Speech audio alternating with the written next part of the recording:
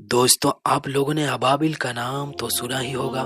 जो लोग अबाबिल को नहीं जानते हैं उन्हें हम बताते चलें कि अबाबिल हमारी दुनिया के एक परिंदे यानी पंछी का नाम है। वैसे तो अबाबिल भी दुनिया के दूसरे परिंदों की ही तरह खाता पीता और हवाओं में परवाज करता है, लेकिन अबाबिल के अंदर कुछ ऐसी खासियतें भी मौजूद है जो न सिर्फ इस दुनिया में रहने वाले इंसान को हैरान कर देती है बल्कि साथ साथ इसे दूसरे परिंदों से भी अलग बनाती है। इन तमाम चीजों से अगर हम अलग हटकर बात करें तो अबाबिल के बारे में वो बात जो आपको सबसे ज्यादा हैरान कर देगी वो ये है कि अबाबिल का जिक्र कुरान में भी आया है।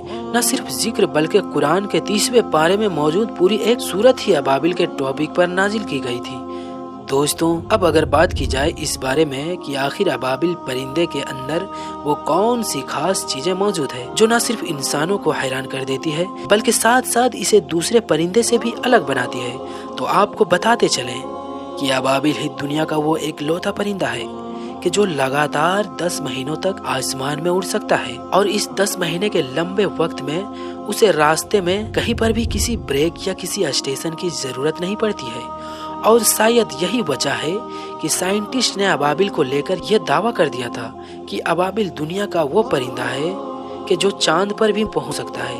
क्योंकि दोस्तों, सोचने वाली बात यह है कि जो पंछी बिना किसी ब्रेक के लगातार 10 महीनों तक उड़ सकता है तो हम सोच सकते हैं कि वो 10 महीने में कितनी ज्यादा दूरी तय करता होगा। जाहिर है कि उसकी ये दूरी उस दूरी से तो ज्यादा ही होती होगी जो हमें चांद पर पहुंचने के लिए चाहिए होती है। अब अगर बात की जाए अबाबिल की गिज़ा यानी उसकी भूख के बारे में तो आपको बताते चलें कि अबाबिल एक ऐसा परिंदा है कि जो आसमान में उड़ते वक्त अपने मुंह को खुला रखता है, जिसकी वजह से आसमान के उड़ने वाले सभी छोटे मोटे कीड़े उसका निवाला बनते रहते हैं। अबाबिल की गिनती दुनिया के उन चुने हुए पंछियों में होती है कि जो आसमान में सबसे ज्यादा ऊंचाई पर उड़ने की काबिलियत रखती है। अबाबिल परिंदे की उम्र एवरेज 20 साल की होती है और इन 20 सालों में इसका ज्यादातर वक्त आसमान में ही उड़ते हुए गुजर जाता है। अब प्यारे दोस्तों, अगर बात की जाए इस बारे में कि आखिर अबाबिल जैसे अद्भुत और हैरान कर देने वाले परिंदे का जिक्र कुरान में क्यों और कैसे आया, तो ये जानने के लिए हमें लगभग आज से 1500 साल से भी पीछे जाना पड़ेगा। ये उस दौर की बात है कि जब यमन में अब्राहा नाम का एक जालिम इंसान हुकूमत किया करता था। अब्राहा खुद तो एक ईसाई धर्म को मानने वाला था,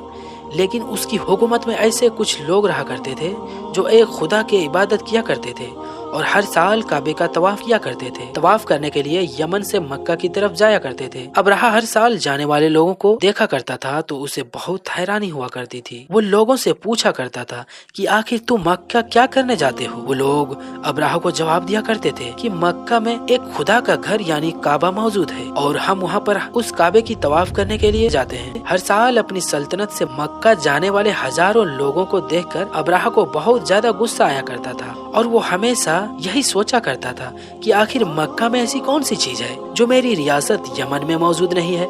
आखिरकार अब्राहा के दिमाग में ये नया आइडिया आया कि उसने ये फैसला किया कि अब वो भी अपने रियासत अमन में काबे की ही तरह एक बड़ा सा घर बनवाएगा, जिस घर पर हर साल हजारों लोग आया करेंगे और उस घर का भी काबे की ही तरह तवाफ किया करेंगे। आखिरकार बड़ी लागत और मेहनत के बाद अब्राहा ने अपनी रियासत यानी अमन में एक ऐसा टेम्पल बनाने में कामयाब हो गया था कि जो उस दौर का दुनिया का सबसे बड़ा टेम्पल था। ये देखकर अब्राहा बहुत खुश था क्योंकि उसे यकीन था कि कोई भी इंसान इतनी खूबसूरत और इतने बड़े घर का तवाफ करने से इनकार नहीं करेगा।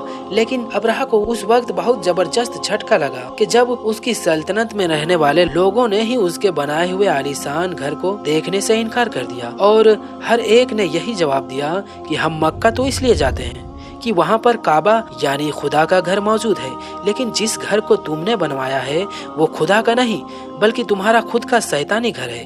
ये सुनकर अब्राहा गुस्से से लाल हो गया और उसने फौरन एक बड़ी फौज के साथ नाउज़ बिल्लाह मक्का पर अटैक करने का फैसला किया।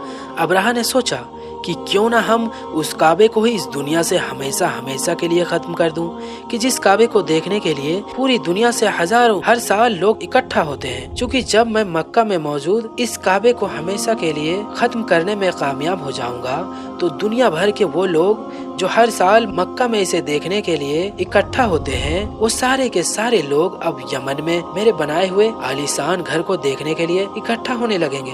बस इसी इरादे से अब्राहा ने अपनी एक बड़ी फौज के साथ काबे पर अटैक किया। दोस्तों, उस दौर में मक्का में काबे की देखरेख की पूरी जिम्मेदारी इस्लाम के आखिरी पैगंबर यानी हजरत मोहम्मद मुस्तफ़ा सल्लल्लाहु ताला अलैहि वसल्लम के दादा के हाथ में थी, जिन्हें हम अब्दुल मुत्तलिब के नाम से जानते हैं। और हजरत अब्दुल मुत्तलिब ही उस दौर में मक्का के सबसे बड़े सरदार माने जाते थे।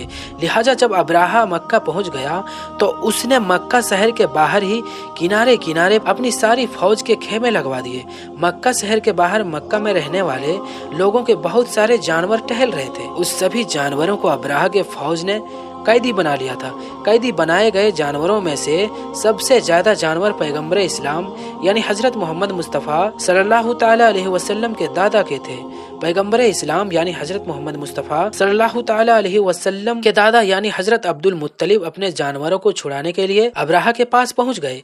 अब्राहा ने जब मक्का के इतने बड़े सरदार को आते हुए देखा तो उसने सोचा कि जरूर अब्दुल मुत्तलिब काबे के बारे में बात करेंगे और वो जरूर मुझसे ये दरख्वास्त करेंगे कि आप हमारे काबे को मत गिराइए, उसके बदले में चाहे आप कितनी भी दौलत ले लीजिए।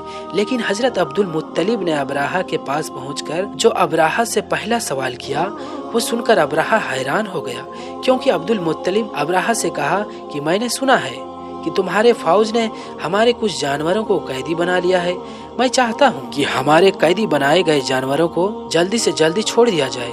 अब्राहा ने जब अब्दुल मुत्तलिब को सबसे पहले अपने जानवरों के बारे में बात करते हुए सुना तो उसने फौरन कहा कि आए अब्दुल मुत्तलिब, क्या तुम्हें काबे की कोई परेशानी नहीं है? क्या तुम्हें नहीं पता कि मैं तुम्हारे काबे को हमेशा हमेशा के लिए गिराने आया हूँ? मैंने तो सुना था कि तुम अपने काबे को हद से ज्यादा मोहब्बत करते हो, लेकिन मुझे तो ऐसा महसूस होता है कि तुम्हें काबे से ज्यादा अपने जानवर प्यारे हैं। ये सुनकर पैगंबर इस्लाम यानी हजरत मोहम्मद मुस्तफ़ा सल्लल्लाहु ताला अलैहि वसल्लम के दादा मुस्कुराए और अब्राहा को जवाब दिया कि जिन जानवरों को तुमने कैद किया है वो मेरी मिल्कियत में है, यानी इन जानवरों का मालिक मैं हूँ, इसीलिए मेरी जिम्मेदारी बनती है कि मैं उन जानवरों की ही हिफाजत करूँ। लेकिन तुम जिस काबे को गिराने के इरादे से आए हो उसका मालिक हम में से कोई भी नहीं है, बल्कि उसका मालिक सिर्फ और सिर्फ अल्लाह है। और मैं समझता हूँ कि वो अपने घर की हिफाजत करना हम में से सबसे अच्छी तरह से जानता है। ये सुनकर अब्राहा हंसा और उसने फौरन अपने सिपाहियों को हुक्म दिया कि मक्का के जितने भी जानवरों को कैद किया गया है उन सबको आजाद कर दिया जाए। लिहाजा हजरत अब्दुल मुत्तलिब अपने सारे जानवरों को लेकर मक्का शहर के अंदर वापस आ गए और उन्होंने पहले काबे के पास पहुंचकर मक्के के सभी लोगों के साथ मिलकर काबे की हिफाजत के लिए दुआ की। और उसके बाद मक्का में रहने वाले सभी लोग अपने सरदार यानी हजरत अब्दुल मुत्तलिब के साथ मक्का शहर छोड़कर मक्का के पास ही मौजूद पहाड़ियों पर जाकर बैठ गए और पहाड़ियों के ऊपर से ही मक्का शहर के अंदर होने वाले उस जुल्म और ज्यादती को देखने लगे कि जो अब्राहा के फौज के तरफ से किया जा रहा था।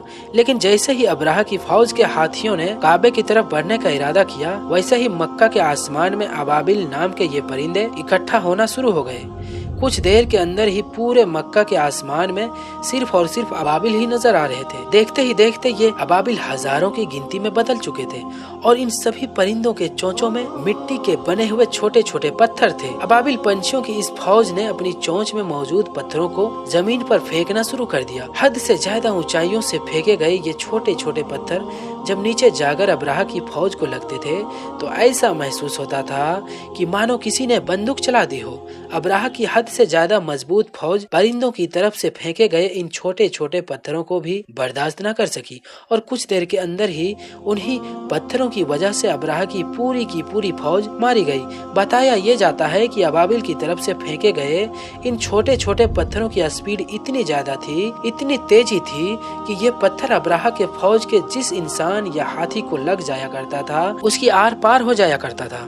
दोस्तों, मक्का में ये हादसा पैगंबर इस्लाम यानी हजरत मोहम्मद मुस्तफ़ा सल्लल्लाहु ताला अलैहि वसल्लम के जन्म से सिर्फ और सिर्फ 55 दिन पहले हुआ था, क्योंकि दोस्तों इस हमले में अब्राहा की फौज में हद से ज्यादा हाथी शामिल थे।